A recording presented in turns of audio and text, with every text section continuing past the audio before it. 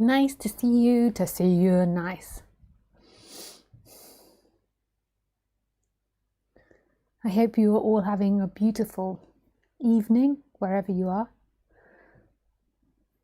Is it? I think it's like the 1st of December. No, it's not quite the 1st of December yet.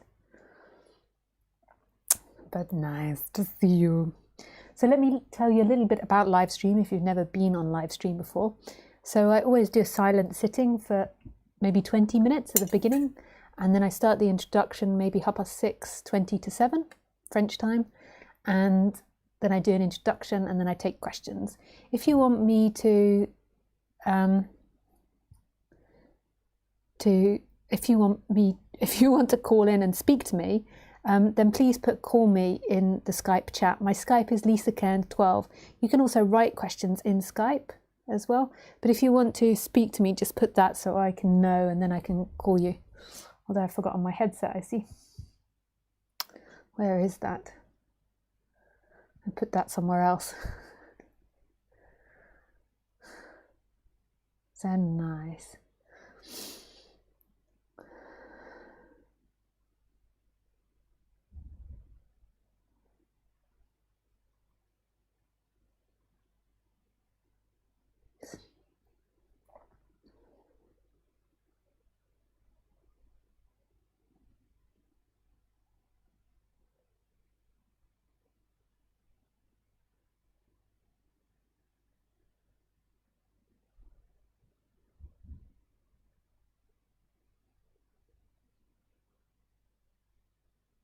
So when you're doing the silent sitting,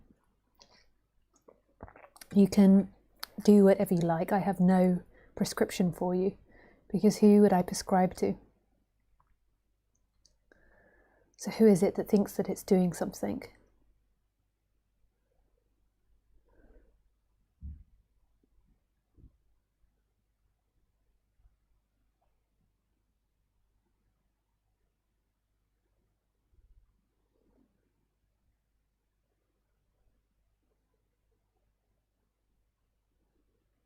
Sorry, I'm sitting on my bed.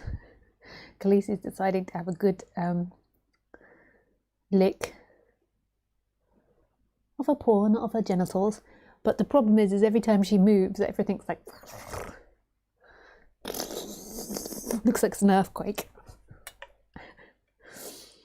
But anyway, back to the point. So we're talking about meditation. So you don't have to do anything, because who would do it? Who is this person would do it? I can suggest some things, but that's just a happening. That's just words coming out of my mouth. And whether you follow that or not is also down to God's will, whether that is chased after or not.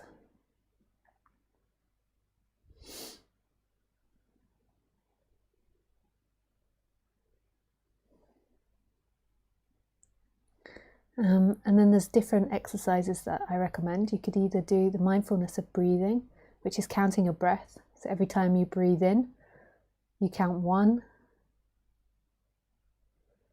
2, the next breath in, 3, the next breath in, 4, the next breath in, all the way up to number 10. And when you get to number 10, then you start again at number 1. So mindfulness of breathing is just counting your breath. So every time you breathe in, you count. And then once you've got to 10, you come back to number 1. So that's one exercise. The other exercise that you could do is putting your attention in presence. So putting your attention in the present moment.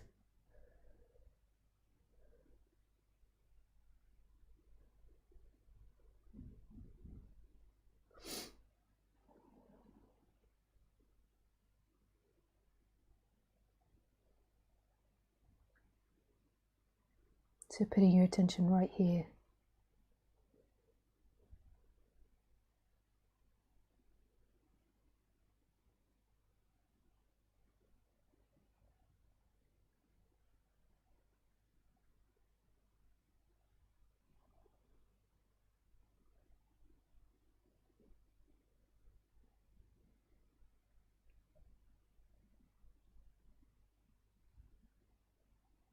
Just moving your attention back to I am, or consciousness.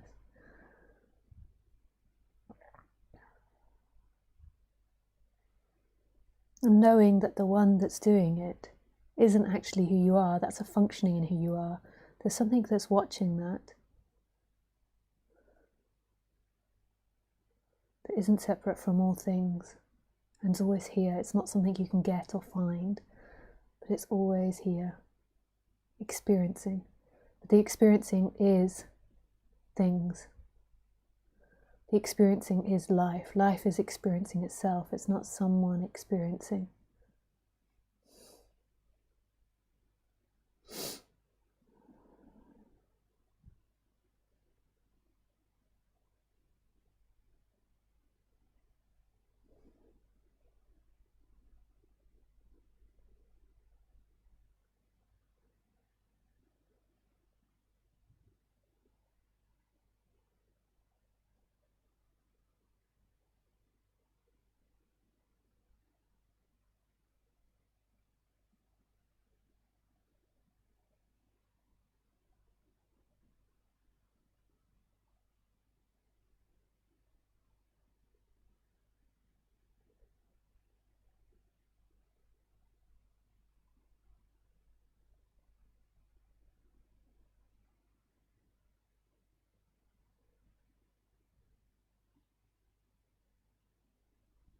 And then the next exercise is just sitting there and doing nothing and letting the mind do whatever it wants to do, to dance about.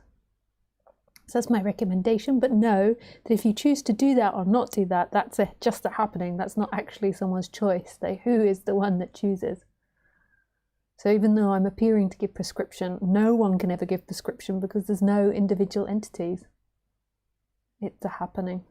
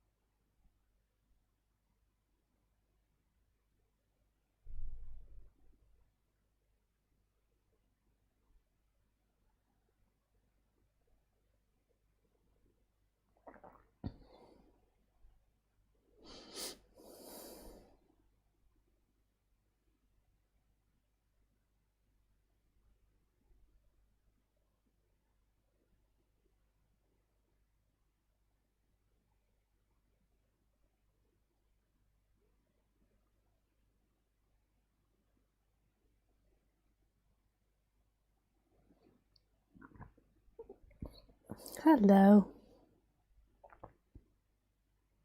Are we getting a little dark in here?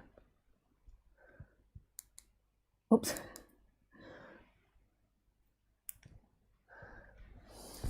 There we go. So nice to see you.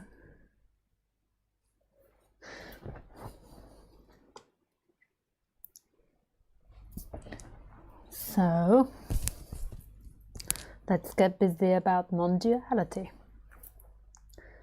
What was the title again? Was?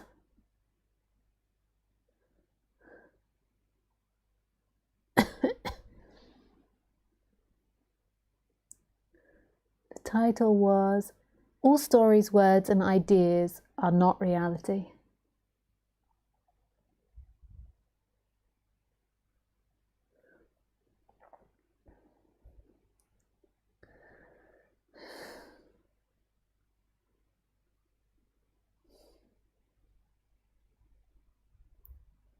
So we have come up with so many eloquent ideas in our society about how things work. What's really amazing is in science is they can't... Oh, I forget, but I forget. There's two different scientific approaches, but they can't match up. I think it's like...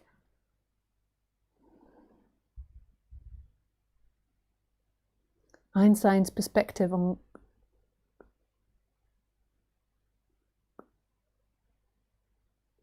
No, I've forgotten. But basically, from the way that I understand it, I'm going completely blank now from this scientific explanation. Please don't rely on me for science.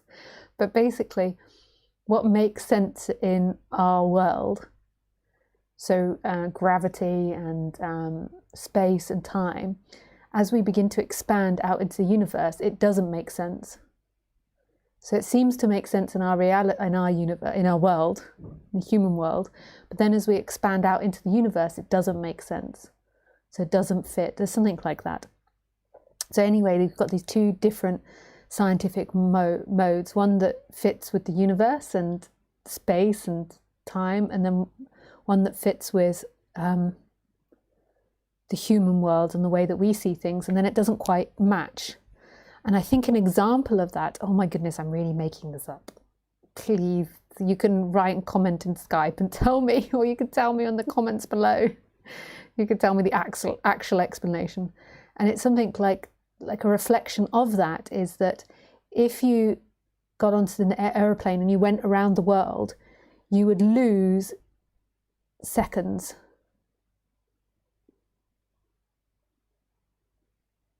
So you go actually faster if you go around the world in an aeroplane. Oh man, this is really a disaster. Okay, forget that. But what I'm trying to say is our ideas, the way we think the world is, the way we think life is, isn't actually the way that life is. That life is so much more magical and mysterious than what we give it credit. That we have all our concepts of this is the way that is, this is what this is the psychology of the human, and there's so much more happening. So if you take psychology of the human, we only look at psychology into terms of what we want our society to be. So we want our society to be families that have children, so a woman and a man that have children, and or this was the original model, this is originally what we thought was sanity, to have children and then to grow up in this society that's all about production. So in this current society, and our psychology bases its conclusions on that, on the way that it sees us in relation to how we're fitting in with our environment and how we're fitting in with our society. And if we don't, then it's because we're mad or because there's something wrong with us. Whereas there's so much more at play happening. For example, we are energetic beings, so we're communicating energetically as well as mentally and verbally. Beingness, presence, that there's peace in beingness and in presence, that the point of life isn't about production. Humans have forgotten that, and they've got into this mode where they're like, we got to produce.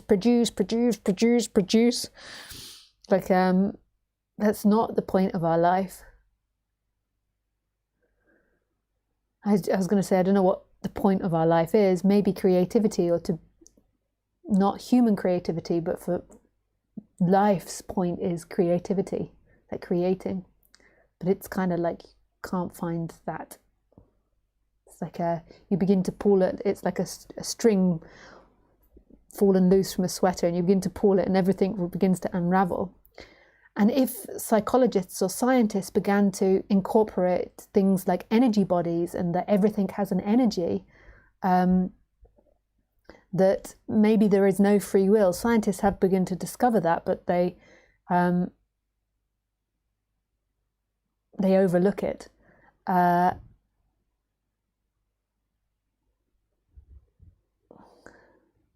we don't actually know what goodness and badness is. We know what goodness and badness is in relation to our society's model and what we think is good. Our society thinks a good woman is someone that gets married and has kids and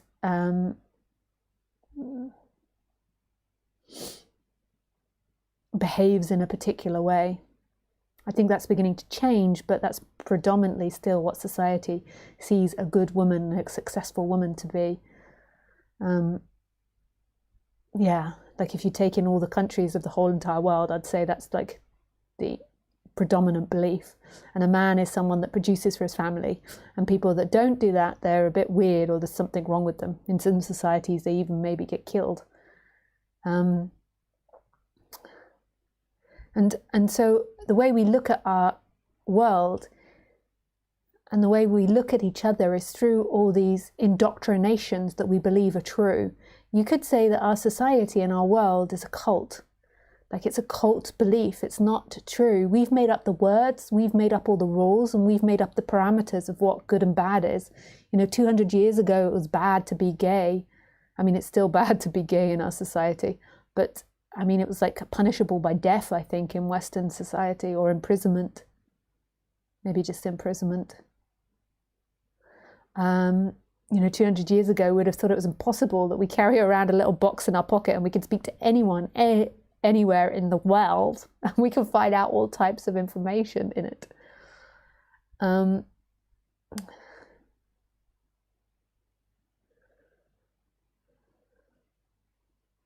And we believe disease is caused often by not being clean enough, by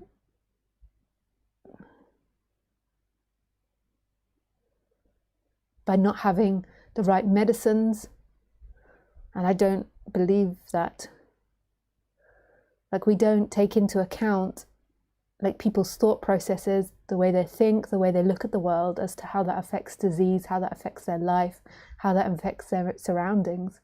I mean, it could be as radical as that we are creating our world with our thoughts. I mean, scientists haven't ruled that out. In quantum physics, there is a part of it which talks about that a particle doesn't form a position. It's all possibilities, it's infinite possibilities until it's observed. So that's really, really far out. That's like mind-boggling. So it's infinite possibilities until it's observed. So the observer then has an effect on it. And then you could say, well, what is the observer? Which is true, what is the observer? But basically, everything that you think you know about life, everything you think you know about goodness and badness and right and wrong and the way things should be or shouldn't be, is all in your mind and can create infinite delusions. There's nothing wrong with all of it. It's just that it sends you down a track of believing in this world. And there's nothing wrong with that as well. It's just that there is something beyond what you believe, and if you're always lost in beliefs, then you can't tap into, or you can't remember that place that's free, that's here.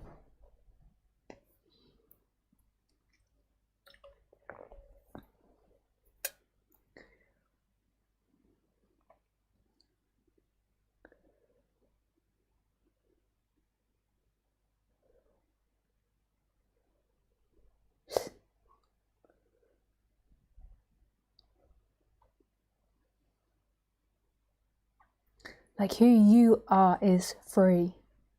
You're free. Your essence is free. It's not bound to a word. It's not bound to your past or to your future.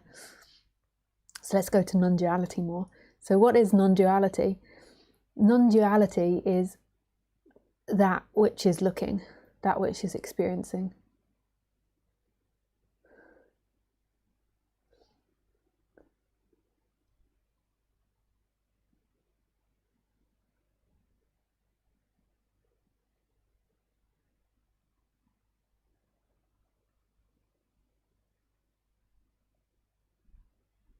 And that which is experiencing isn't a thing. It's not somewhere behind here, behind your eyes. It's something that cannot be found. It's everywhere in everything. It's experiencing now. So you think that I'm maybe talking to a person in there, and you're a person and I'm speaking to you. But actually what I'm speaking to is that consciousness which cannot be grasped. That consciousness is actually nothing, not a thing. It's so beautiful. Not a thing.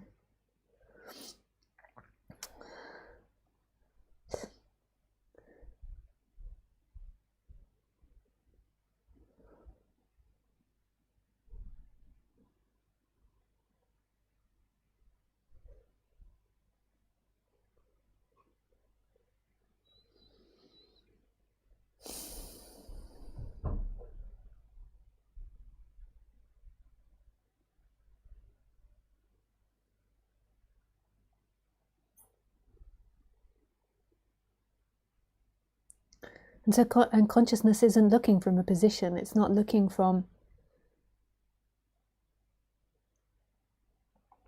the perspective of you. It feels like it is. So it feels like consciousness is maybe looking from that angle of the body, but it's actually looking from all things. So it's actually the consciousness is in my face. It's in the space. It's in the walls. It's in the computer. It's in the sounds. So now you think that I'm conscious of Lisa's voice, whereas actually there is only Lisa's voice. You could even break it down and say there is no consciousness. There is only what is. There is only life appearing.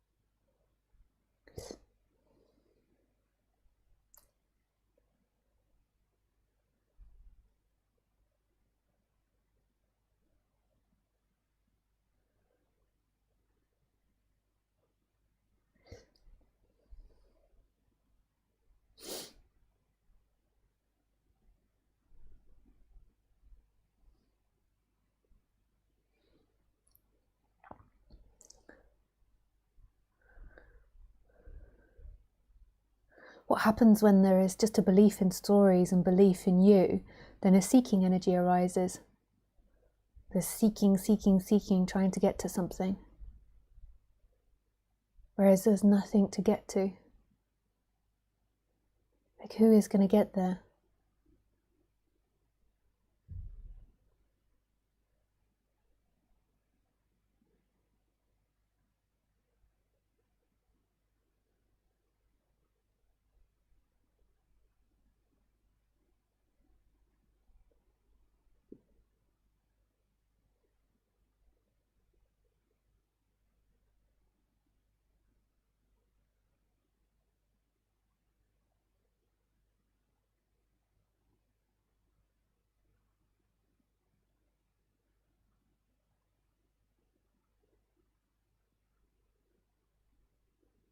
What is going to get there? Seeking's always believing that my salvation is in a story. My salvation is not feeling this energy. My salvation is in getting a bigger house. My salvation is in losing weight. My salvation is in having more money. My salvation is in kids. My salvation is in this person understanding me. My salvation is in understanding my psychology. Whereas really your salvation is here. Your stories won't ever bring you freedom. What brings you freedom is the collapsing out of the stories, the seeing that nothing that you tell yourself, nothing you think or feel is reality. There's nothing wrong with them. That's what it's appearing thoughts and feelings. But it's this recognition that what you are is this presence that's here, this radical aliveness that's right here.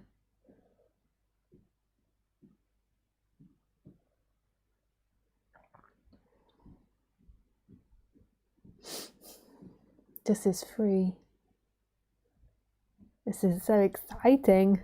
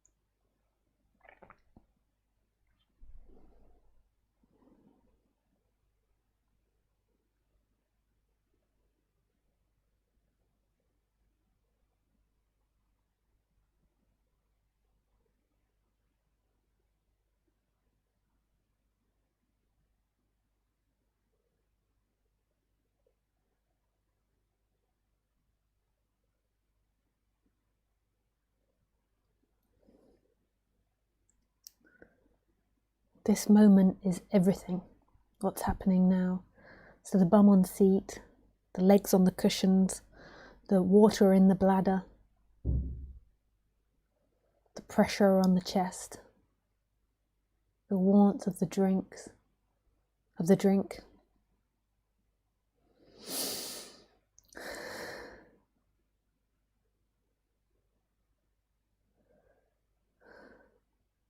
The buzzing of the computer. This is what's happening. This is your freedom always. What is your freedom.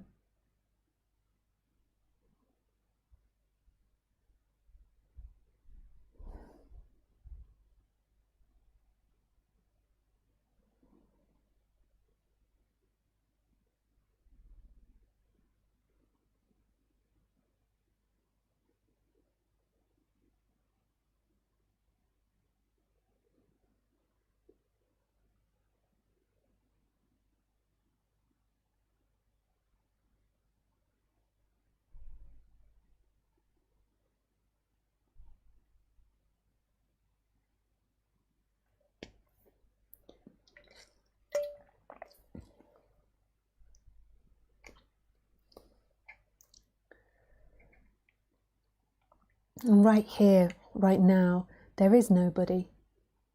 You, the illusory you, exists in a story, and a story goes in time. So now there isn't actually somebody, and now is all there ever is, so there is no bodies. And all these ideas you have, it's a story that you're inside a body, it's a story that that is your body, it's a story that you're looking out, it's a story that you hear. It's a story that you're finite. It's a story that you're separate. In experiencing, how do you know that you're separate? How do you know where you start and stop? Your essence, that radical sense of aliveness which has always been with you, is something that you cannot grasp and is not in a position. It's not like consciousness looks from here or here or here or here. It's looking from everywhere. You can't find it. You can't find your essence, but yet it's here, always here, and not separate from everything that's appearing. So there's nothing that appears outside of your consciousness. There's nothing that appears outside that beingness, that sense of I am. There's nothing that appears outside of that.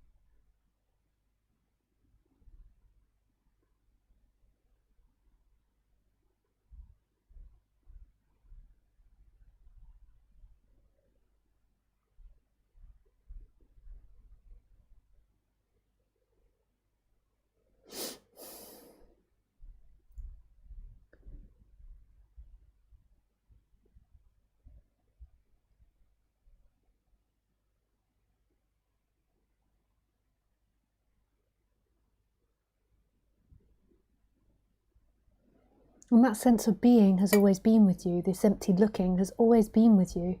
When you were 1, 2, 10, 20, 30, 40, 50, 60.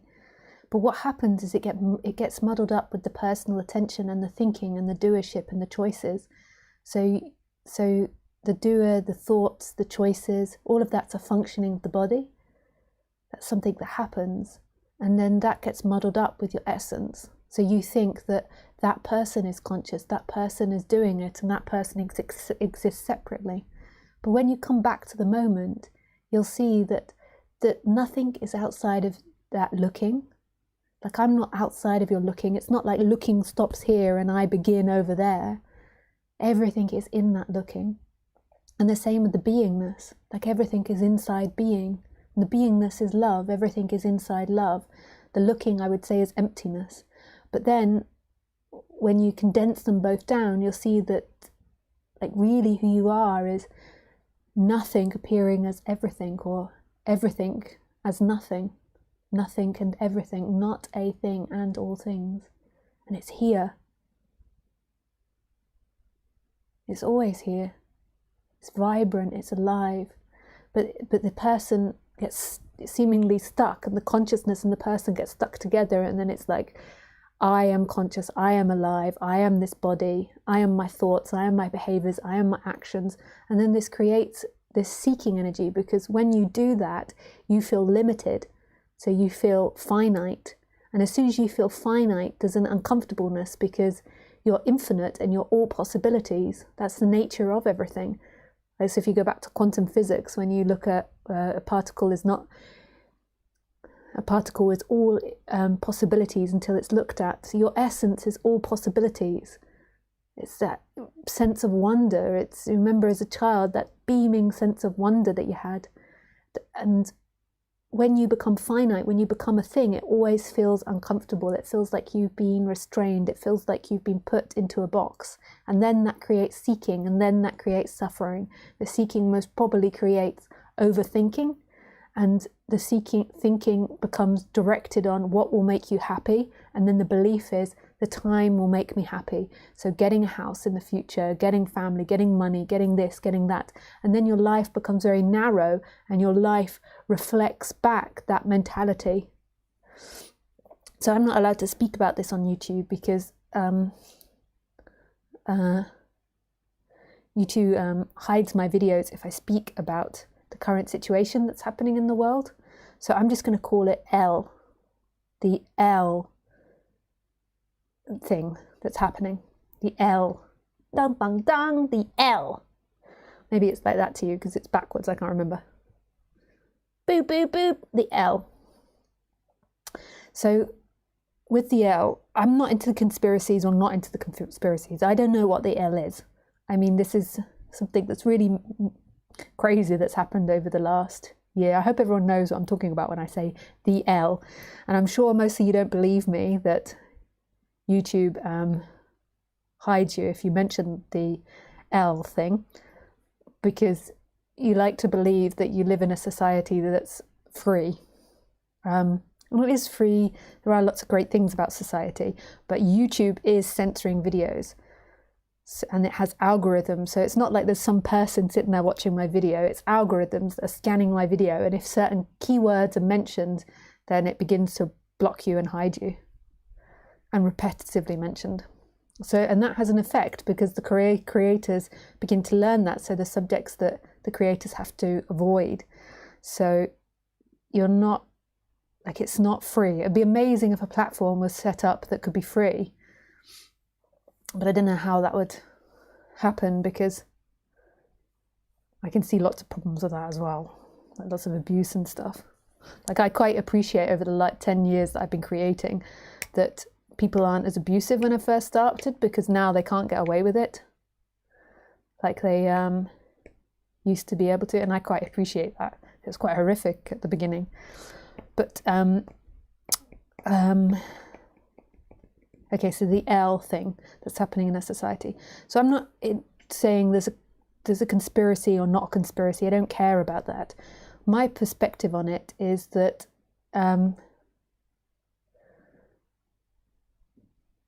your vibration is creating your reality. So your vibration has an effect on your reality.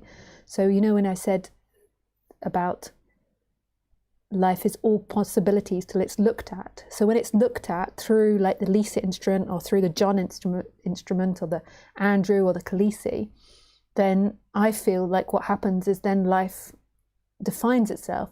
So if you've got lots of fear or lots of negativity, then that's what will begin to appear in that reality. If you're in the waking up story, then the waking up story will begin to appear. And I think it's really magical and really crazy and way more complex than we could possibly imagine, because it's also all interactive as well. So it's like this big computer program playground where the realities are being created by the instruments that are being looked through. So it's not so consciousness is looking through these instruments, and then each instrument is creating its own particular reality. I don't think that I'm quite right on this. This is my broad explanation, and I think it's way more complicated than I could possibly explain. And I think that like the L word has, like, if you imagined it like a computer program, it's like infected the computer programs. It's like one, you could imagine it like a meme. A meme is something that was invented like 30 years ago in Oxford, where it's like, instead of it being a gene, you know how genes evolve, a meme is like how ideas evolve. So the idea of God is like a really successful meme. The idea of quantum physics is fairly successful. So memes are like these ideas that evolve. And this L word has like really evolved really well. And I think it has like a massive impact on this virtual reality that we're all experiencing. And I think the L thing becomes worse as people fear it more. I'm not saying that it doesn't exist as a disease, but maybe if we didn't fear disease like we do as a society as a whole, maybe there would be a really different relationship to it and death.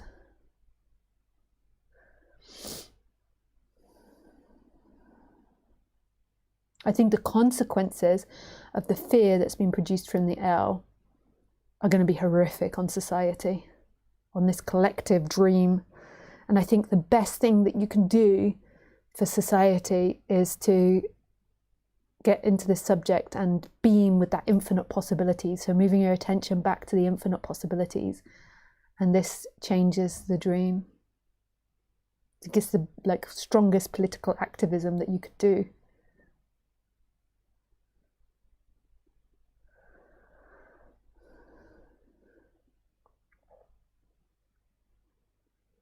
like our attitude towards death is really bad. So even like if this L thing is like going to wipe out a lot of our society, like for me, if it comes for me, if my body can't handle it, which I assume it will, like I just presume it will do, but even if it can't, then that's the divine will, and it's really okay to die. I know that sounds really awful. I could get my ass sued for saying that, I'm sure. Like, but it's like death isn't the devil. Like, death is a very natural process of this life. I'm not saying that that's the desire of the instruments to stay alive, but I think that when we have this mentality that death is a really awful thing, it creates like great seeking and great fear. Like, death isn't the enemy. That's what we're taught by society. I mean, death doesn't even really exist. It's a word that we've made up, and then we're all terrified of it. Like, I remember watching this film, I'm sure I've said this many times before, and in this film they didn't have the word death, and the impact that had on society. They didn't know what death was. When people died, what we know as died, they went to the other side, and the other side was a good place, so they didn't have any sense of that. And I just thought that was so amazing to watch that, because we have made up the word death and we've put meaning to it. We've put it as an end point, and then everyone is terrified of not existing. I'm not saying that in the moment of death there could be fear in Lisa, like, so I get afraid, like by things in this society that challenge my life, but there's also not a fear of it, because it's okay to die. It's okay to die. I'm like the only person that says it, and I'm most likely, no, I'm not the only person that says it, I'm sure there's lots, but I'm most likely to get my ass sued for saying that. Isn't that really crazy? That it's not okay to say that in public. Like, can you not see the mental illness of our society when it's the one given thing that is going to happen to everyone, and it's not okay to say it's okay to die? Can you not see the sickness of that in a society? And this is my issue with the L thing that's happening in our society. The L thing. I'm not sure which way it is in the camera. That it brings up this terror in society. I think it's going to bring up lots of mental health issues. Not only because of that, but because of lockdown as well. I think that it's really complex. But I think predominantly people's fear of the L is the worst thing that's happening in all of this.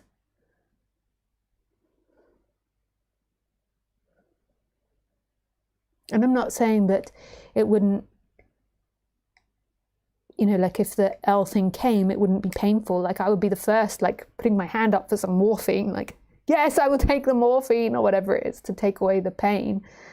Like, I know that death can be really painful, but it's also okay to die.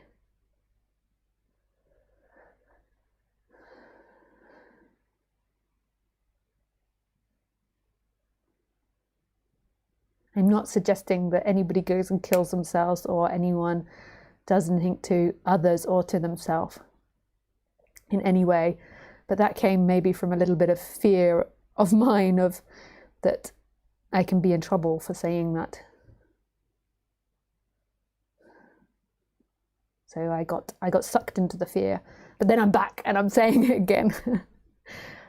It's okay. It's also okay for me to be in trouble about that.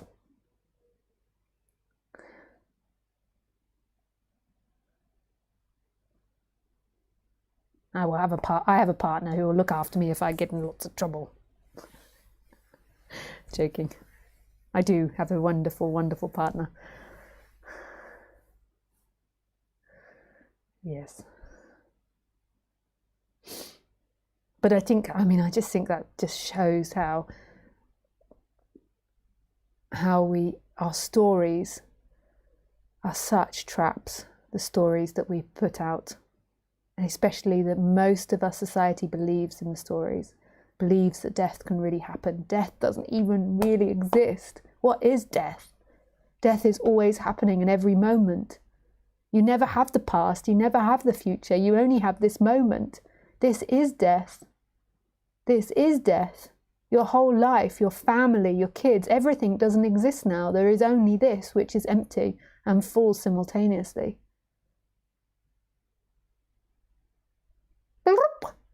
Okay, we can go to questions now.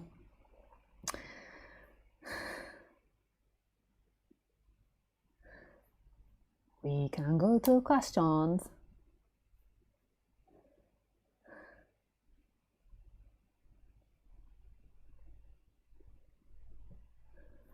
Okay.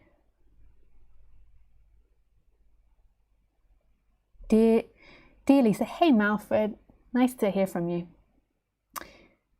Dear Lisa, can you elaborate on the difference between self-improvement and self-recognition? Can you give a smashing tip on how to discern between trying to find happiness and peace in time and daily necessarily organization of your practical existence? I often do not know what I do to make a better day. I often do not know when what I do to make a better day is seeking for peace in the wrong places, and when it is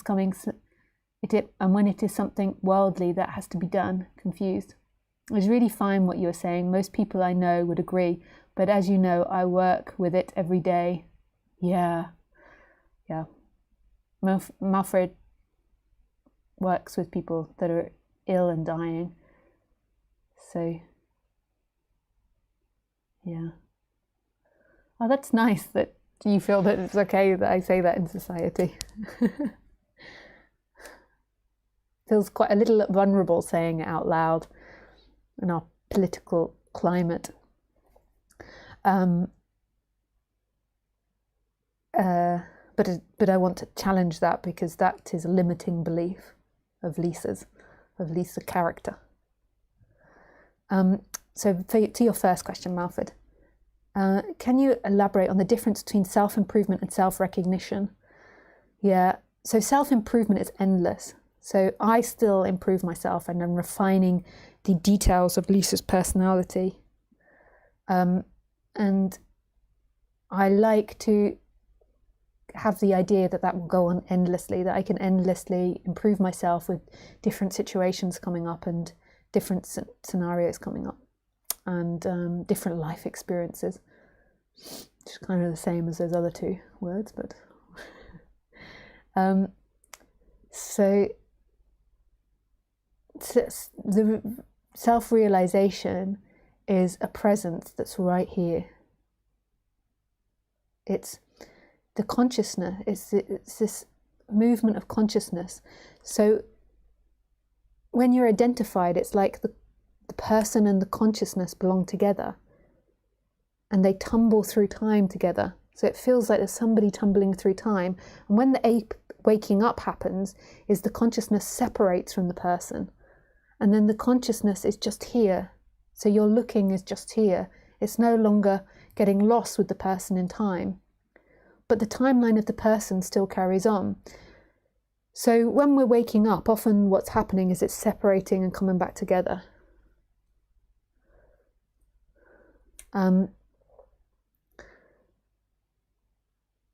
And then at some point it detaches, but maybe there is like this that happens where the consciousness is more present and the person is more present. But it's like it's like this razor sharp knife slitting through reality that knows what it is, that doesn't forget, but not intellectually. It's just here. Consciousness is here. Consciousness is present. But then when it separates, it doesn't mean that when it separates, the person suddenly then becomes perfect. The person is, to me, it's the character or the person, whatever you want to call it, is the genes and the conditions of the body. And the past lives, which you might say is genes, dependent on how you believe that. So those are the three things. So it's the conditions, the social conditions that it's been brought up. So the conditioning, the genetics, and the past lives. And all of those are most probably evolving and changing. And And there could be more elements to it, but these are maybe the main elements, and that belongs to the body. So that belongs to like the movement of the hand, or the way that you speak, or the way that you think, or the way that you behave. And when the consciousness and the person separate, it doesn't mean that the person suddenly becomes free of all its conditions and all its genetics and its ways of being. There can be an improvement of it. So when it separates and the seeking is reduced or stops, or the seeking is predominantly gone, there can be a change in that person. So a lightening up, I would assume, like for me, I lightened up. Like, so I felt like it became more hollow. So things that were important to me before and maybe had that seeking energy, they're still there, but they become hollow. They have less inside them, like less juice.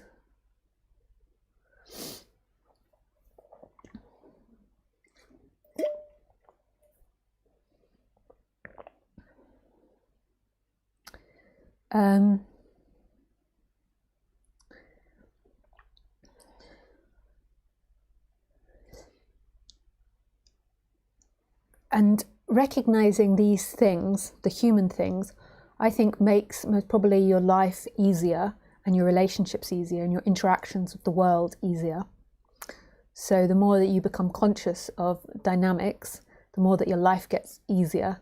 So say if you've got a freezing mentality, so when something shocking happens to you, you freeze, the more you can become conscious of that, the more that you can begin to change it. So say if your boss is aggressive with you, the more that you can become a conscious, okay, I'm freezing here, then maybe there can be different ways in which you interact with your boss. You can learn different techniques to interact.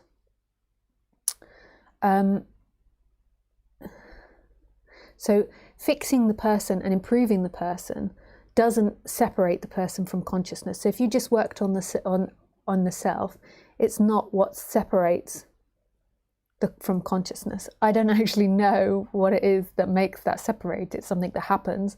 There seems to be a pattern in people of like listening to this subject and get involved in non-duality and being around other people in this subject. So that seems to be a pattern. But I watch people that are really unconscious of their dynamics, and then some that are really conscious, and they have these energetic shifts. So I don't know what it is. It's most probably something to do with an internal surrender. So it's most probably when the person, this sounds really awful, when the person is out of options, like it's got nowhere else to go, there is some form of letting go. And that can be a positive or negative thing. So I know people that have got everything they ever wanted, and then there was some sort of collapse. And then some people where everything's gone wrong, and then there's some sort of collapse. So it's some form of surrender. And we don't know how that happens, but it's definitely a letting go that happens. And sometimes that what can happen prior to letting go is becoming the character becoming less big, so the character having less suffering. So if prior to awakening they had like a lot of suffering and a lot of uncomfortableness, there can often be a sorting out of that. Like, so the person becomes less big. But again, that's not indicative of what needs to happen. So, and the reason I say it becomes less big is because, like, so if I imagine like a family member, like a cousin or something, that's really involved in their life, like going up to them and speaking to them about non-duality, and them not only hearing it intellectually, but also the vibration of it, because non-duality is like a vibration in a way. That, you know, when they're really involved in their life and believe everything's real, then there's less likely that they'll hear it. When a person is more calm and more still, then there's more likelihood of hearing it. So you could then imagine your family members, like imagine someone that's really suffering and really involved in their story. If you tried to speak to them about non-duality, or if they saw an enlightened person, it would just do zilch to them, or what we consider an enlightened person or an energetically free person. It would do zilch to them, whereas to someone else it would, that's more open, they would have an effect. So there does also seem to be that factor, but it's not always the way it is. You know, I've met people that are deeply in hell, you know, like in mental institutes or in deep hell and agony, and then there's waking up, like Byron Katie and Eckhart Tolle are examples of this. What does seem to be true in all stories, there's this surrender that happens. But basically, I think that nobody really knows. I think, to me, the best approach to non-duality after 10 years of doing this, and I love radical non-duality, like just keep repeating like who you are and what you are, like, and this is really beautiful. But I feel the best approach is that when you feel like a doer and when you feel like you're suffering, address the suffering. So address what's going on inside of you, work out what you're suffering about, and become very present to the feeling of it. So say if you've had an argument with your sister, you work out what happened. So the sister made you feel very vulnerable and very alone. So you work out the story, where it's connected to in childhood, you know, all the normal things that we do. And then you just become very present to, say, the pain in the heart of vulnerability. And then you can do other healing techniques for it, but that's the basic recommendation. So it's like you, on the human level, you suffer, you have an argument, a pain comes up, and then you pay attention to that pain. You work out why it's happening and then become very present to it. But you have to work out where it's happening in your body. Like all discomfort, even though it might feel like it's just in your head, the discomfort, it's always in the body. And you become present to that in the body and not running away from it. And then you can also go a bit further with that, and you can then work out what it is that that feeling wants. So once you've sat with the pain of it for a while, like not rejecting the pain, then what is it that that feeling wants? So that vulnerability wants love. That vulnerability wants comfort.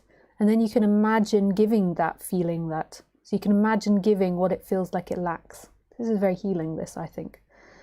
So that's what you do on the human level when there's lots of suffering. And then when there's less suffering, like repetitively listening to this subject, or you could move your attention back to consciousness, to what's happening.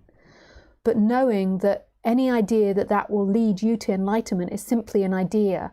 I think these are good, wise techniques to use, these two techniques. They're not from me, they've got my own flavor from them, but it's what I learned when I was into non-duality, and it comes from many teachers prior. And even though it has doership, you have to do it knowing that that's not you doing. That's something that's happening. There's a learning of that, and then that process begins to happen in the body, but it's not your doing it.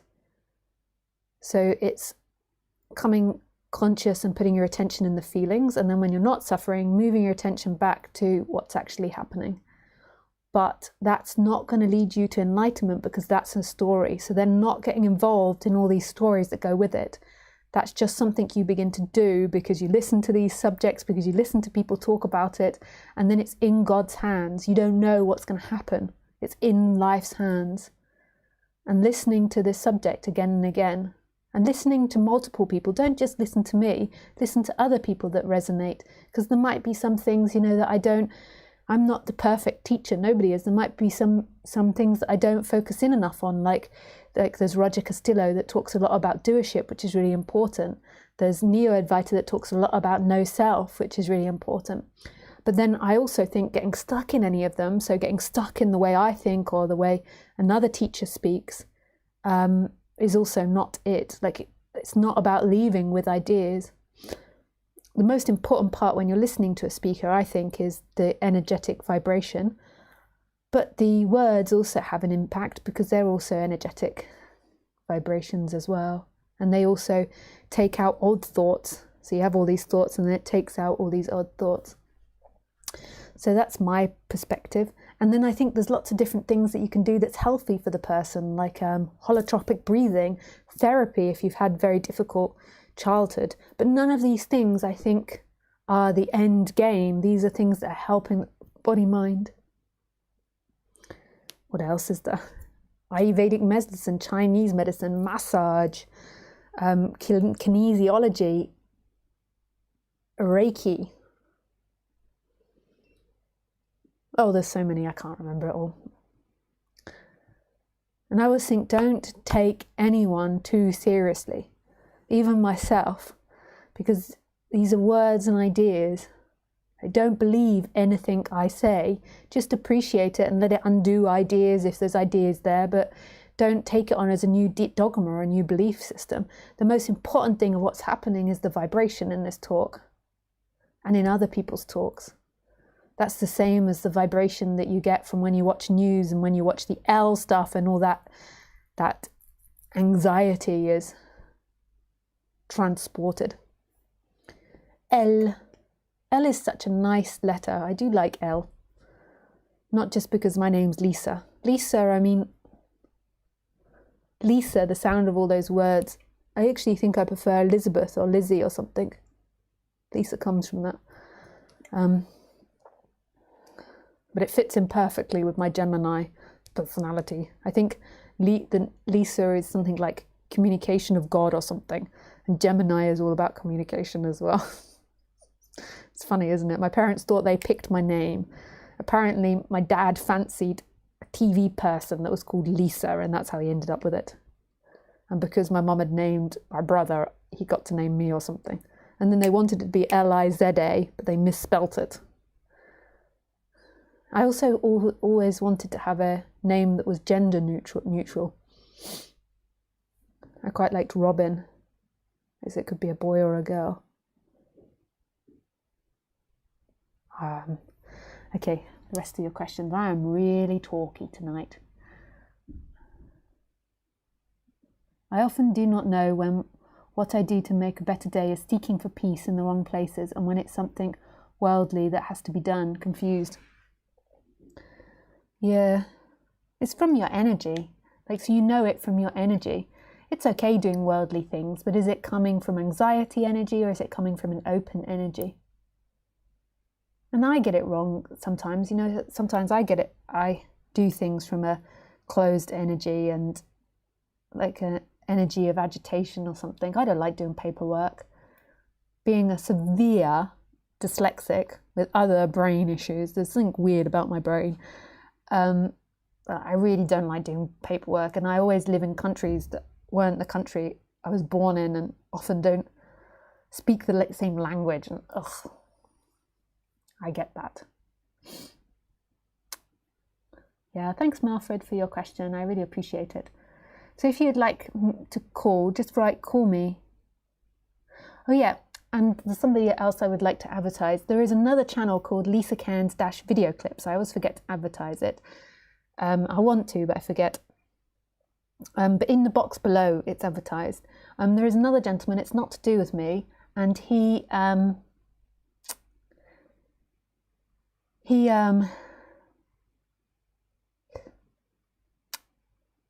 does these clips. Sorry. He does these short clips of my talk. So often I get comments about like, I would like your channel if you edited it, or if you did this, or if you did that. And I like to keep my channel just the pure streams and not edit it out. I think that's nice to do that. But also that's like another option is if you want an edited video, then you can go to his channel, and he also titles it also. You can look up particular subjects. So it's Lisa Cairns Video Clips. And he also has other spiritual channels, I think, and you can maybe find that on his YouTube page. But now I will go to the toilet. So it's toilet break for all the ladies. I know that's a little sexist, but I get the sense that ladies know what I mean.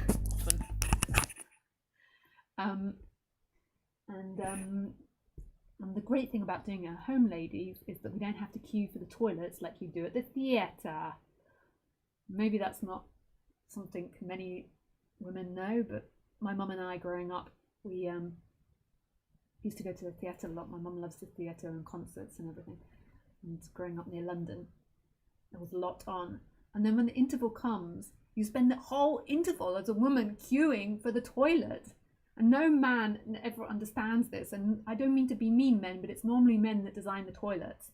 I know a lot of these buildings are quite old. That's not meaning to be sexist. I'm just trying to be practical about the way our society currently is. So if you're a man that designs toilets in any public space, you need to do about 5 to 10 times the amount of toilets than for the men. Like a lot. This is just, my public safety warning for these men, because otherwise it's very, very painful for women to have to stand there in the middle of the infantile waiting for the toilet, not because they want to be having a drink or doing something, but because it hurts our bladders. You're like gusting for the loo, and it's like queuing all around the whole building.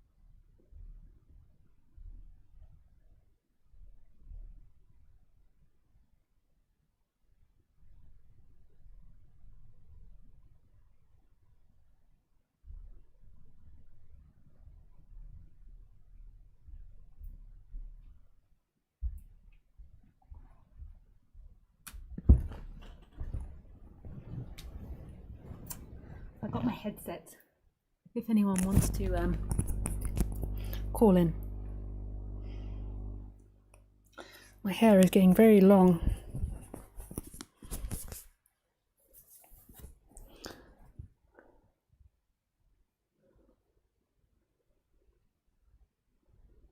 Hi Paul. Hi Lisa.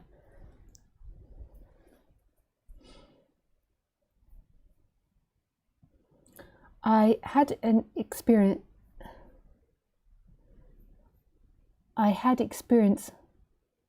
meditating to Fred Davis videos, The Looking Glass. I had to push through fear, which made my head pop. This followed by bliss, and the room felt aware with a sense of understanding. A manageable fear in the background, not bad. Hey Paul.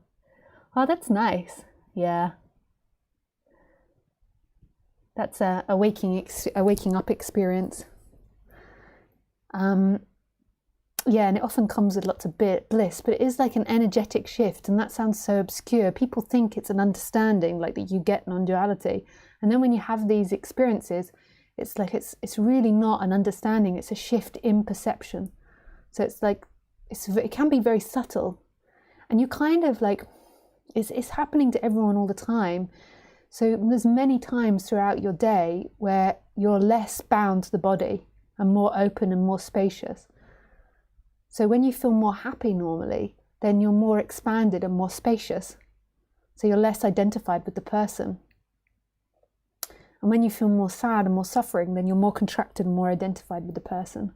And it often's like oscillating throughout the day for everybody, including people that aren't even into this subject. But then you can have these like waking up experiences where it's a really radical shift. And then you can have that so strongly that you can't even move, like you just totally like unidentified with anything. There has to be some identification with the body and with the ego, I think. You can have these experiences when there's no identification, it absolutely all goes. And to me, there could be something that I haven't experienced yet or that hasn't happened here. But to me, it's like impossible to function from that. Like it's like everything just deteriorates. There's no center. There's no like ability to distinguish anything or to know that you're human, to know that you're alive, or yeah, that can be quite scary as well. And then you can be afraid, and then there can be absolute bliss as well. Okay, thank you for your question. There's lots of questions tonight. It's funny how it's different each week. Hi Lisa, thanks for the great introduction. Thanks for the advertisement. That's okay, Osborne. If you wrote to me every week and I saw your name, I would actually do it, most probably. I can't guarantee that because I've got a mind like a sieve and can't remember said these things. But I think if I saw your name, then it would spark memory to do that. I can't always remember. But maybe you can't always remember either. Aloha, love and gratitude to you. And I also think that it works by energy. Like I've never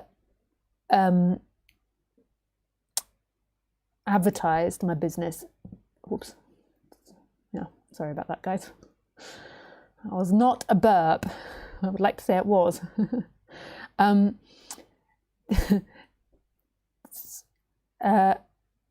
What is it saying? Oh yeah, so it's energy.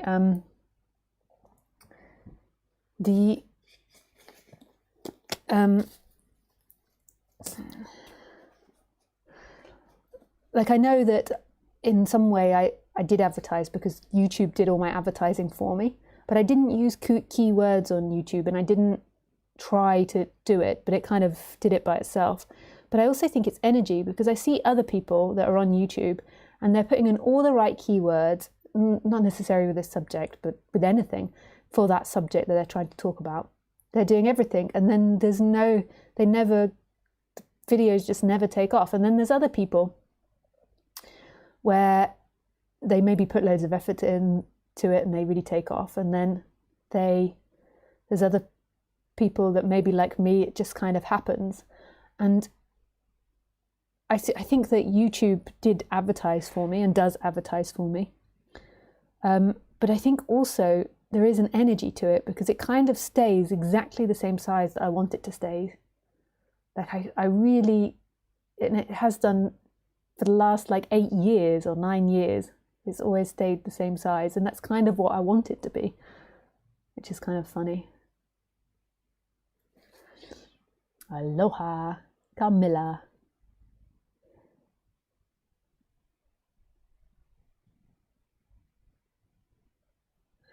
Hi, Antas. Have you had an experience in which thought doesn't arise at all, yet the body functions perfectly normal, walks, talks, works?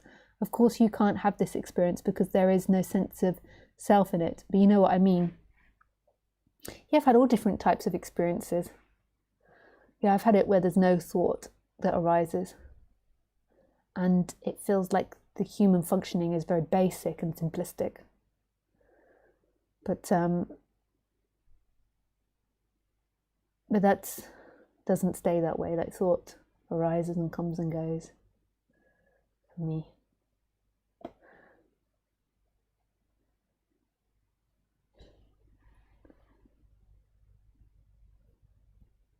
Hi, Andre.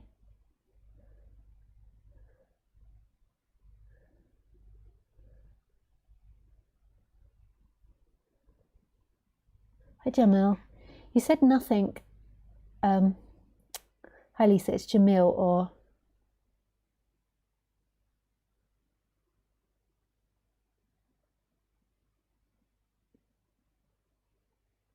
Dad Earth as deception, if you remember.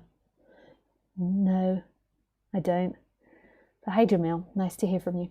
From a few years ago, I've been keeping up with your spiritual progress, and I believe you have a lot of integrity for a spiritual religious teacher retreater.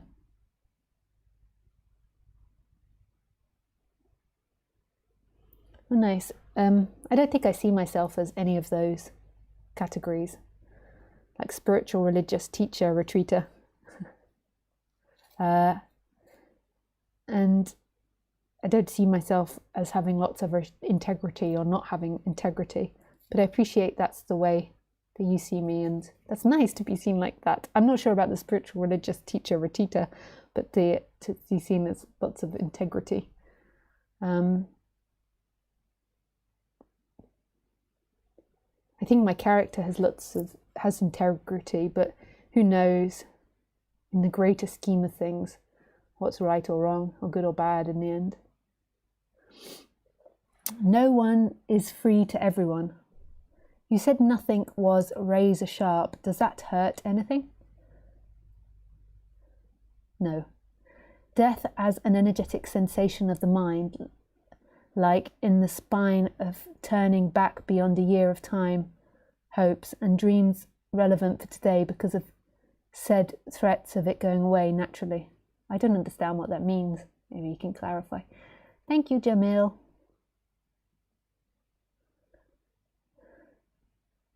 Hi, Tully.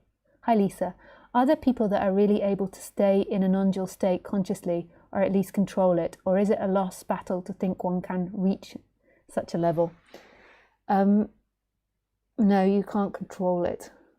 You can think that you can control it. It's like you could think that you're driving the dream bus and you're like, tell your story that, but it's driving by itself. I think I remember this experience, but it's so far ago. It's something like somebody was this a story someone told me or something? Or someone was driving this computer game and they were like, oh yeah, I'm doing really well, this is amazing, I'm so good at this game, I thought I was rubbish at it. And then it comes up on the screen, press start to begin. And then they realize that the whole time they'd been on the demo. So they're sitting there playing, thinking that that's their character, but they were actually on the demo. Something like that. I vaguely remember that story. My memory is terrible. Hi, Lisa. My health isn't good, and I find myself getting sucked into feeling afraid about future suffering. I really feel it in my solar plexus and low abdomen. Can you give me a little guidance on how to be with this fear? I'm sorry to hear that your health isn't good. I know all the things that I said. I don't mean to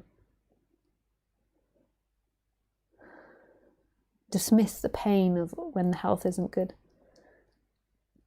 I can imagine that the reason that the solar plexus hurts is because there's a feeling of being out of control of it. Like you can't control your health. Like it's beyond you. There's a desire to control it. To be able to write the script of your life. And really, the answer to it is surrender to it. To surrender to it. It's got to play its game, it's got to do its dance, and you've got to live out your karma. And that's really okay, whatever that is.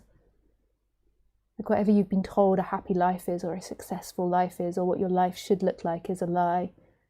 The most important thing is right now is surrendering to what's happening right now and whatever is happening in the body. That's the most important thing. And society has taught you to always focus on the future. And that's got relevance, that's how we survive so well, but it's not truth, it's not your truth. Your happiness doesn't come from the future.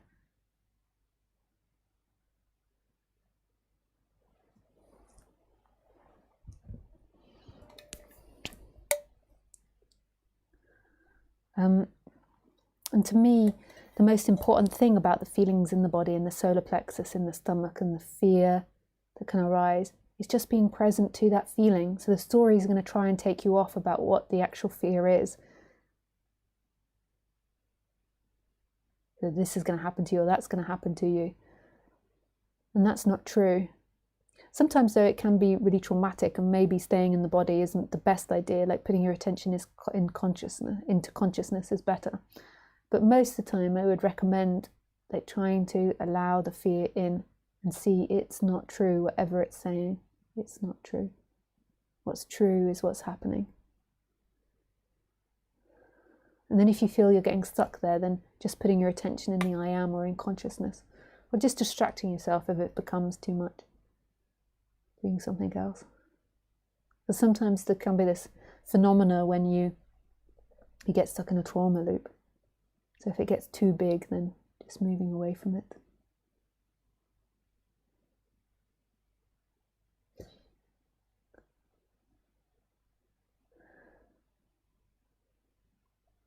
Hi Thomas. The L situation is pretty absurd. How happily we accept control measures and loss of freedom for this idea of safety, all due to the fear being propagated. And apparently a one fixed solution is the answer to all our problems. Yeah, it's interesting. Who would have thought this time last year this would happen?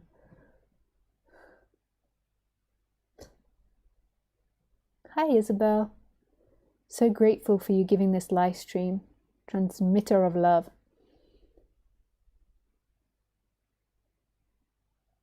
For your information, at least 11 countries still maintain being gay is punishable by death. Oh my goodness.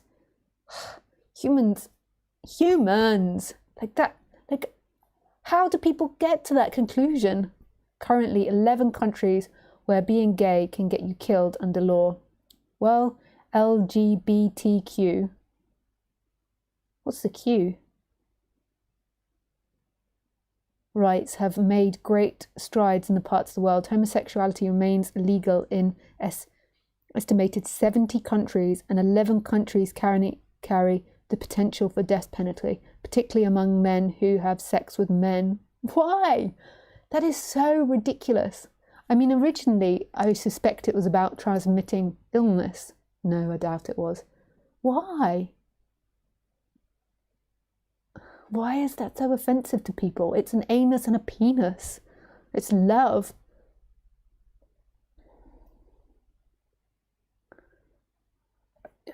It's crazy, isn't it? I'm sorry, Isabel, to hear that. Thank you for informing us. Hey, Nick. Oh, nice. There's lots of rainbows.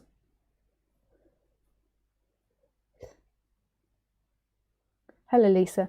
What are your thoughts on autism?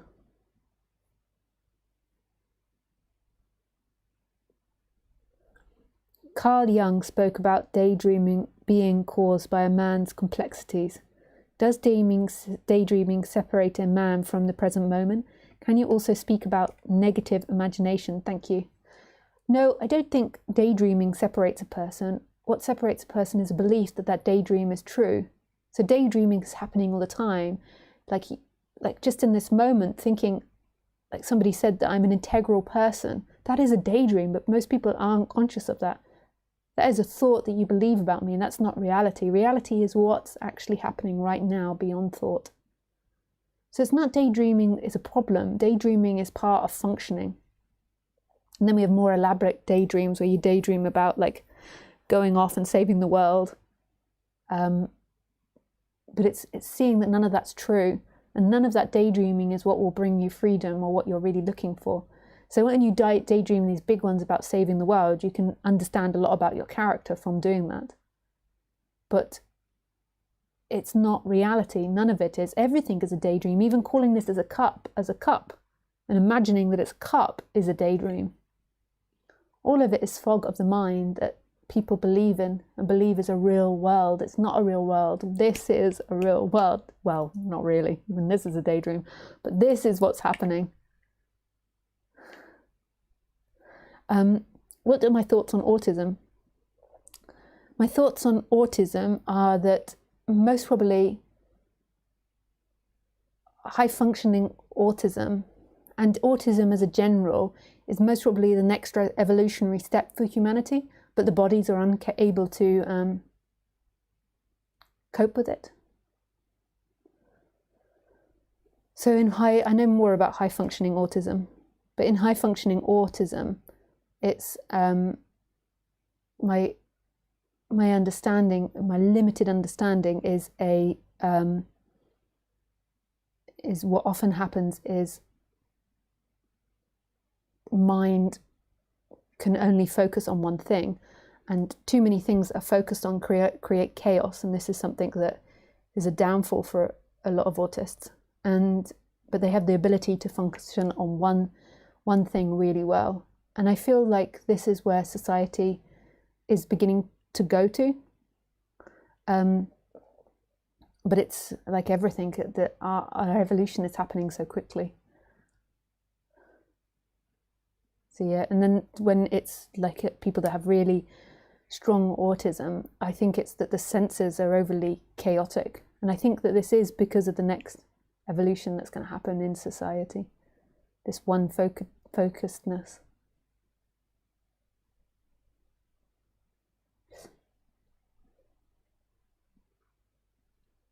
I think that currently it can be quite painful to be an autist because it's not, society isn't set up for autists. It's so, if you imagine that you've got really open senses and then walking around in society, it's really chaotic.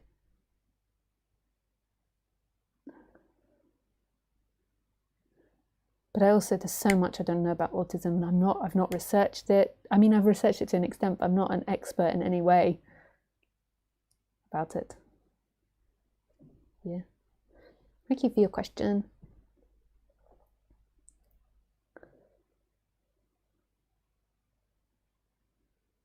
Hi, Pauline. Hi, Lisa. I'm a new follower thanks to Edith from Belgium. Oh, nice. Osteopath, I think you know her well. Yeah, I do. Oh, that's nice. Ah, I must write to Edith. Thank you so much for your talks every Sunday. Hearing you makes me go back to openness every time I feel contracted. Lots of love. Ah, nice, Pauline. Nice and welcome. Yes, and Edith is amazing osteopath.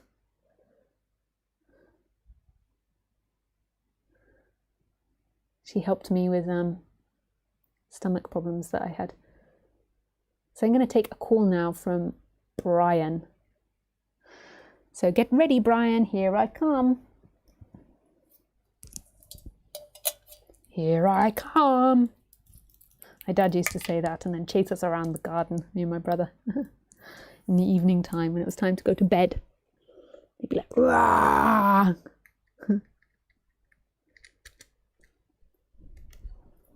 My dad was most probably autistic.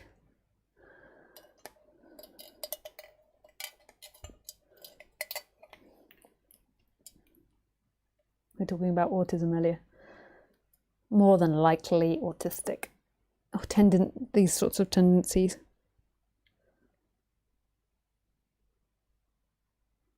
And people are so wrong about autism. Like often they say it's like lack of empathy. And somebody wrote to me the other day saying they feel like autism is the opposite. It's like too much empathy.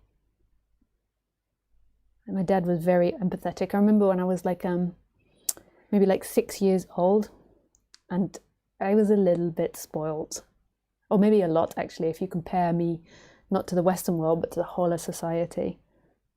Like my dad was a computer programmer, and they weren't like super rich, but they were well off enough to spoil me. And so I used to have these bunk beds, and on the top bunk bed, I had like all these teddies, and maybe half of the bunk bed was full up of teddies. And I loved my teddies. And then one day we were in the garage cleaning up. I was helping my dad, and he found one of my teddies behind something, and it's like little foot, had like a plastic foot, and it could suck its thumb, you could pop it in its mouth, and it was like mangled, it had been squashed or bitten or chewed or something. And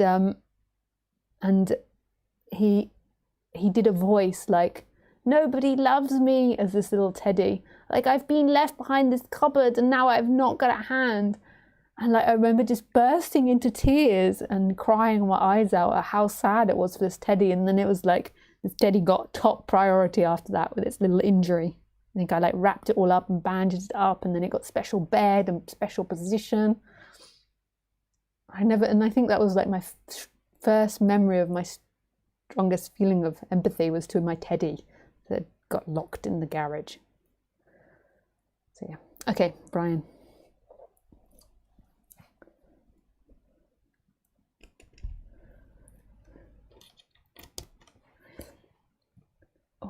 Wrong one.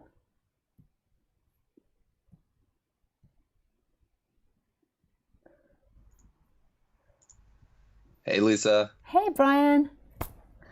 Nice to speak to you. Nice to speak to you too. Yeah, the talk tonight kind of struck a chord with me. I think also I wasn't expecting death but when you were talking about that, there was just like a sense of like calmness about it for just a moment. But Yeah.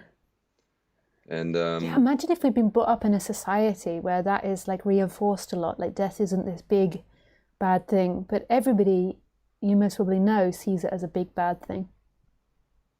yeah, definitely. It's it seems to be like the end, or yeah, it's just the fear of it. That's the only thing that can get you. Yeah. But you're always experiencing death because you're never experiencing the past or the future. And in death, that's what disappears, is the past or future. And that, you know, you lose what you've got or what you don't have. You lose the body, but actually, really, it's always death in every moment because you don't have the body, you don't have the past or future. These are all imaginations. So really, what death is the death of the imagination, the death of the belief that you're finite. Yeah, it's almost like there's a fear of like that full-on experience Yeah, of like just reality and no like it's what you've always been, yeah. though. I understand that what you're saying, but it's what you've always been is just reality. You've always been present. You've never actually been your imagination. Your imagination is it's like a dance that's happening, that's coming and going. You've only ever had this moment, which is kind of death. It's no thing appearing as everything. It's empty and full simultaneously. It's happening and not happening. Yeah, that's I guess that's sort of like my question actually pertains to that. It's Yeah. like wait a second, what was the title? Yeah, the stories, words, and ideas are not reality. That was the title. Yeah, the before the talk, like I like the question that popped into my head was like I realized I've just like been living in like old patterns, like coming back to old patterns, and like I suffer that, sure, but then also like trying to like the immense amount of energy I try to spend like breaking out of old patterns or like old comfort zones or um is also a great deal of suffering. Mm. And yeah, it's just tiring. So I'm just wondering like how to, Can you also see that that's a story? I yeah, say, yeah. like, there's that you've spent ages like breaking out of these old patterns and the painfulness of it and the suffering of it. Like, who is this one that's suffering?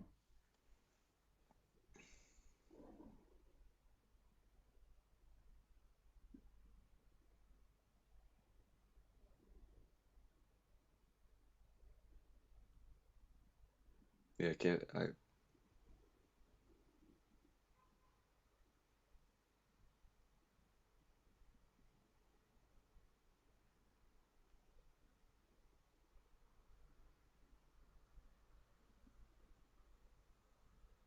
like it can't be found, but there's like kind of fear around like losing my point of reference. Mm.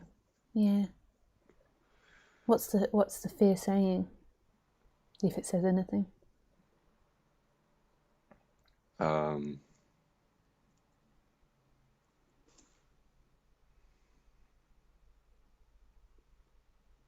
it's more like an expectation, like um,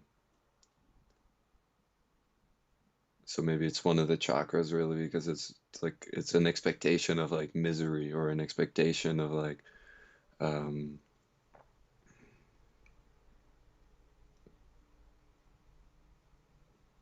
of like more suffering, Mm.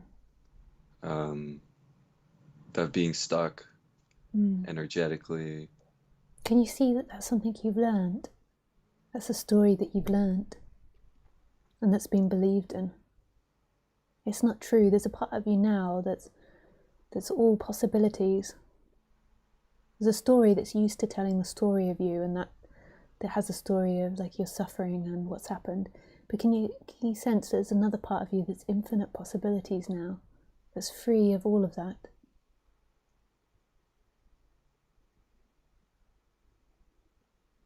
It's really present.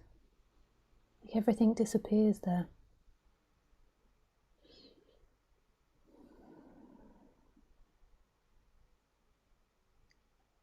Yeah. It's like a vibration more than it is a mental understanding. There's a, like, I mean, what's a vibration? Maybe I should say an energy. I mean, what is that? But it's like this energy where the speaking is appearing from, but it's empty. It's where this world is appearing from, but it's empty.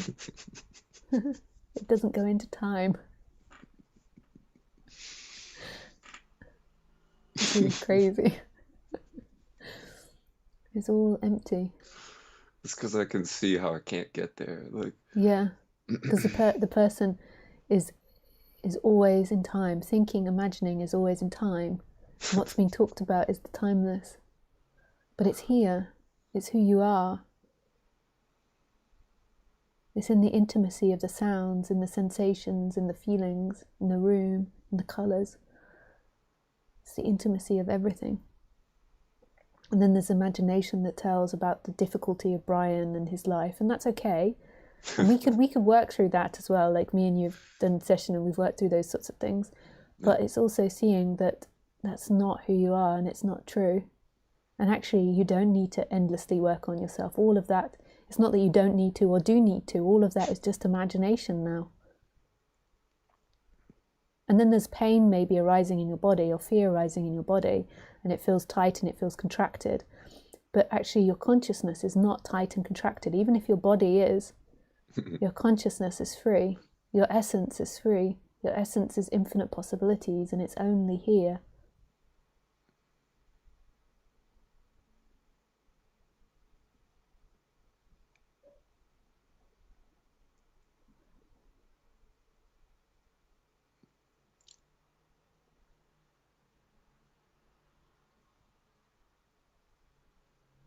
yeah, and there's definitely,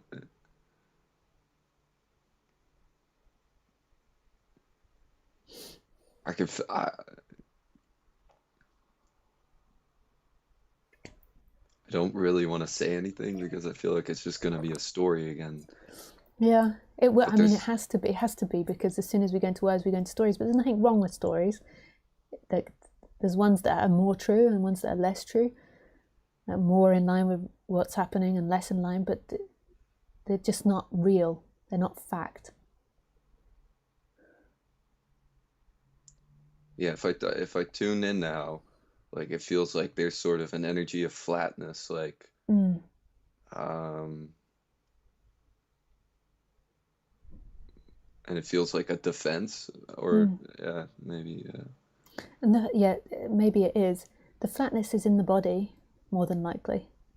Like, it most really feels like a flatness or heaviness in your body. yeah, And then around that is the consciousness. What I mean around that is, I mean in the room, in the light, in the walls, in the sounds, is the consciousness. What we're always looking for is the freedom in the feelings. So what you're looking for is a freedom from that flatness, because you've taken the feelings in your body to be your freedom. So the way that you feel in your body, if you feel happy, then you're free. If you feel sad, then you're caged. If you feel flat, then you're caged. If you feel light, then you're free. If you feel bliss, you're free. And none of that's true. It's not dependent on how you feel in your body. What can happen is that you have feelings in your body and then there's lots of seeking. So then we can unwrap that seeking a bit. So you have flatness and then there's like lots of trying to avoid it. But the freedom is actually in the space that's appearing now.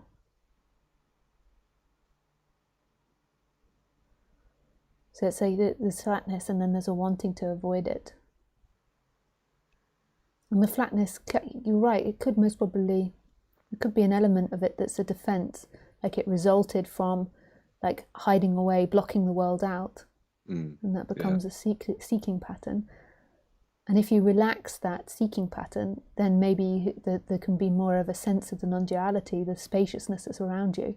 But the spaciousness is around you now, even with the flatness. If you go into the flatness enough and meditate on it, you'll see that the flatness isn't actually inside the body. The flatness also is everywhere. The whole world is flatness. Like there's no entity in which life belongs to. That's imagined. This is life experiencing, not Brian experiencing.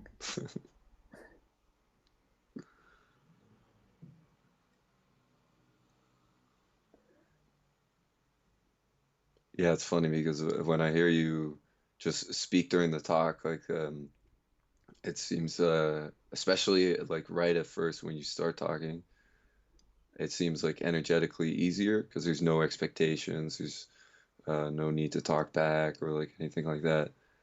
Um, but now like something in me is like you need to see it or you need to Yeah, understand it or you need to respond or yeah. yeah. Where do you feel that?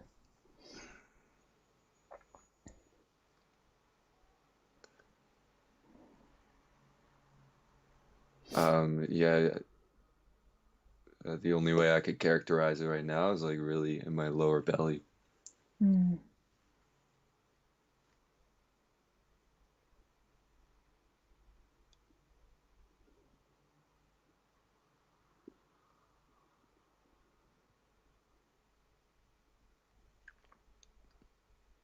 Can you see that that's not true, or does it feel really true? That's something you need to get.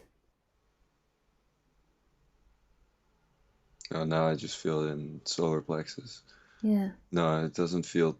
I already forgot what the story was. yeah. They come and they go. Yeah, I don't remember now. Yeah. That's what they do. They come up and they like, the stories appear, I don't know what it is, and then there's an energy that comes up that tries to make it, this is the way it is. Like, I have to Yeah, do something. It was something along the lines of that you have to do something, isn't it? Something you need to get from this talk. And then that passes. But what doesn't pass is the consciousness, is the looking, is this infinite possibilities.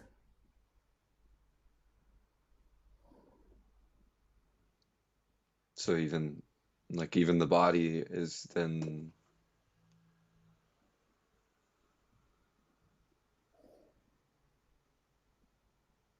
Non-existent. It just yeah, seems like there's a body. because it seems like there's yeah, exactly. So the sensing and the sensed are the same thing.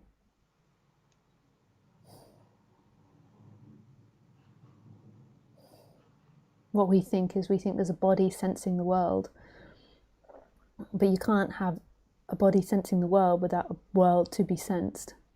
They're one and the same.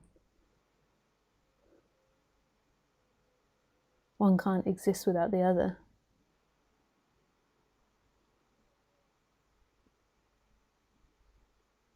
Like, sight cannot happen without objects to be seen. Feeling cannot happen without things to be felt. Hearing cannot happen without things that are heard.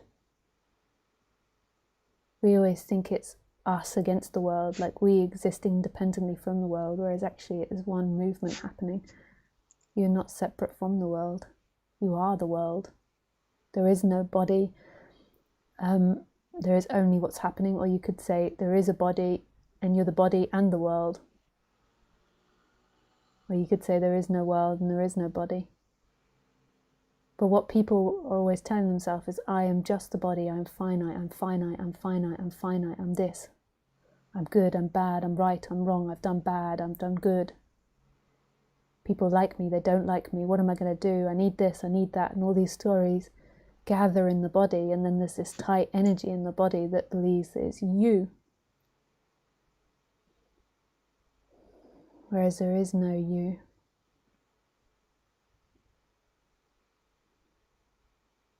Yeah, I can see how I'm constantly telling myself those stories, and then I also like Roger talks about like then there's another layer of suffering for punishing myself for telling those. Mm.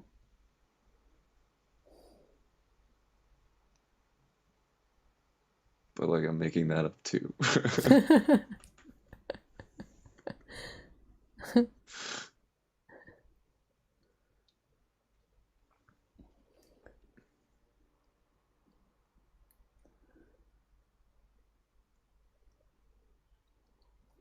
Nice. Okay. Thank you, Thanks, Lisa. Brian. Yeah, Yeah, nice to speak with you. appreciate it. Bye. Have a good night. Thanks.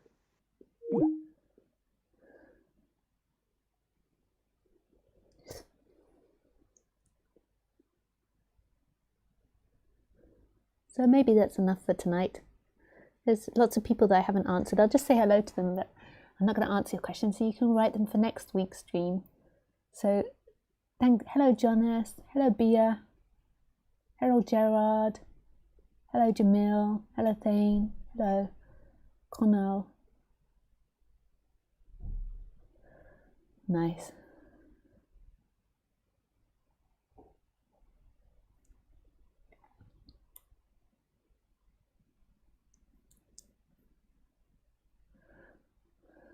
Okay, so that's enough for this week.